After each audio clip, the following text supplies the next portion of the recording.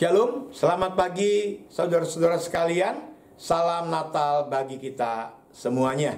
Mari kita berdoa. Tuhan Yesus, terangi hati dan pikiran kami agar kami bisa menangkap pesan Tuhan untuk kami pada hari ini. Dalam Kristus Yesus kami berdoa. Amin. Saudara, 2 Korintus 8 ayat 1-5 yang menjadi dasar pembicaraan firman Tuhan pada hari ini. Saudara-saudara, kami hendak memberitahukan kepada kamu tentang kasih karunia yang dianugerahkan kepada jemaat-jemaat di Makedonia. Ya, selagi dicobai dengan berat dalam pelbagai penderitaan, sukacita mereka meluap. Dan meskipun mereka sangat miskin, namun mereka kaya dalam kemurahan. Aku bersaksi bahwa mereka telah memberi menurut kemampuan mereka, bahkan melampaui kemampuan mereka. Dengan kerelaan sendiri, mereka meminta dan mendesak kepada kami supaya mereka juga beroleh kasih karunia untuk mengambil bagian dalam pelayanan kepada orang-orang kudus. Mereka memberikan lebih banyak daripada yang kami harapkan.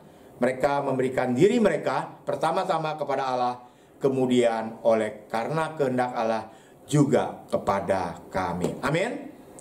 Saudara, saya mulai dengan narasi pendek, yaitu orang yang kikir.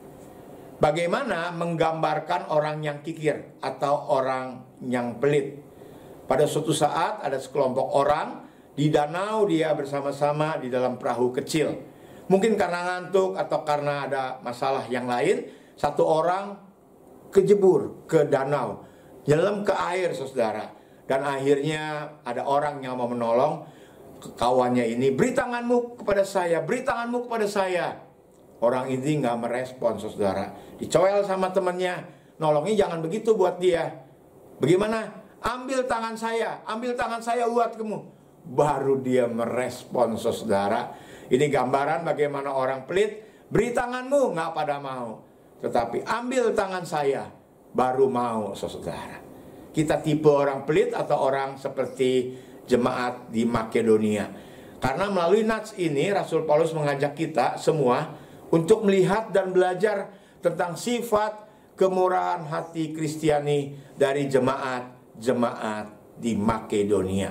Ada 4 hal yang saya lihat daripada ayat-ayat ini. 1, mereka memberi dengan penuh pengorbanan. Di ayat 2, mereka memberi dalam situasi yang kurang baik, saudara. Karena dikatakan selagi dicobai dengan berat dalam pelbagai penderitaan. Luar biasa. Yang kedua, mereka memberi dari kekurangannya. Ayat 3 mengatakan mereka memberi menurut kemampuan mereka, bahkan melampaui kemampuan mereka. Ini contoh konkret dalam perjanjian baru bagaimana jemaat Makedonia menjadi teladan untuk hal memberi. Yang ketiga, mereka menganggap memberi adalah hak istimewa atau kesempatan emas, saudara. Di ayat 4 dikatakan mereka dengan rela meminta dan mendesak, saudara. Sifat memberi itu sudah menjadi DNA bagian jemaat Tuhan di sana. Dan yang keempat, yang terakhir, mereka mempunyai hati bela rasa. Karena di ayat 5, mereka memberikan lebih banyak daripada yang kami harapkan. Saudara, luar biasa sekali jemaat di Makedonia. Kita memang bukan jemaat di Makedonia, tetapi apakah sikap hati kita mempunyai ciri-ciri seperti mereka, atau sebaliknya, saudara? Kalau boleh disimpulkan, jemaat Makedonia itu miskin, tetapi dia kaya. Apa sih definisi kaya? Kaya di sini bukan banyak harta atau apa yang kita mau semuanya ada dan kita sanggup, tetapi kaya yang dimaksud dalam nats ini yaitu hidupnya berlimpah untuk orang yang memerlukan kasih Kristus. Jemaat ini mempunyai hati kaya dalam kemurahan.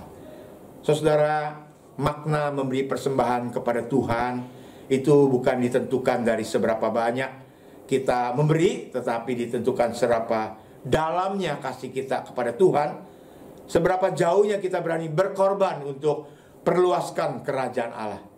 Bagaimana sikap kita terhadap materi? Uang itu alat atau tujuan? Tuan atau hamba, mamon atau bukan. Biarlah ini menjadi pesan buat kita di bulan Natal ini. Kita mempunyai sikap dan sifat kemurahan hati Kristiani. Mari kita berdoa.